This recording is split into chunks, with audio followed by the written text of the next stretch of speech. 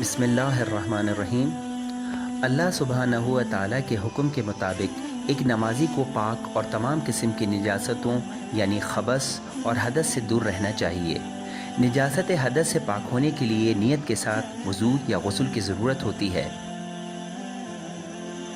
نجاست حدث کی مزید دو اقسام ہیں، حدث اصغر یعنی چھوٹی نجاست اور حدث اکبر یعنی بڑی نجاست۔ ایسی نجاستیں جن سے پاک ہونے کے لیے غسل کی ضرورت ہوتی ہے انہیں حدث اکبر کہتے ہیں، مثلاً مردے کو چھونا، جنابت یا حیض کی حالت میں ہونا۔ اور جن نجاستوں سے پاک ہونے کے لیے صرف وضو کیا جاتا ہے انہیں حدث اصغر کہا جاتا ہے، مثلاً سونا، ری کا خارج ہونا، بیت الخلاء کا استعمال وغیرہ وغیرہ۔ نجاست خبث سے پاک ہونے کے لیے وضو، غسل اور نیت کی ضرورت نہیں ہے۔ نجاست خبث ایسی نجاست ہے جو عمومی طور پر انسان کے جسم سے باہر ہوتی ہے، مثلاً خون، پیشاب جو جسم کے کسی حصے پر لگے۔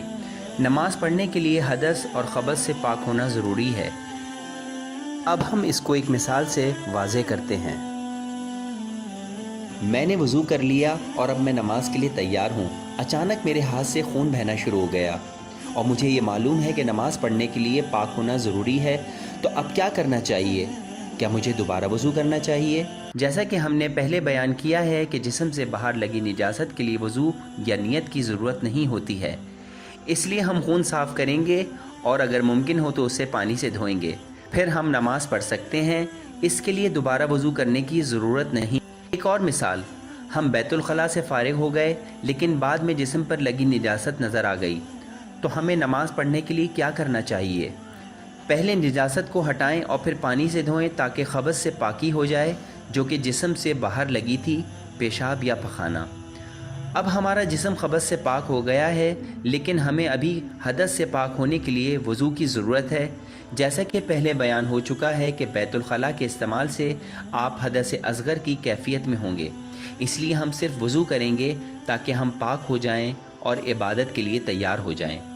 ایک اور مثال، میں کچھ گھنٹوں کے لیے سو گیا، جب میں جاگا تو معلوم ہوا کہ نماز کا وقت ہو گیا ہے۔ اب مجھے کیا کرنا چاہیے؟ کیا خبث جیسی کوئی نجاست میرے جسم پر لگی ہے؟ نہیں، لیکن میں حالت حدث میں ہوں کیونکہ نیند نے میرا وضو زائل کر دیا ہے، اس لیے اب مجھے صرف وضو کرنا ہے تاکہ نماز کے لیے تیار ہو جاؤں۔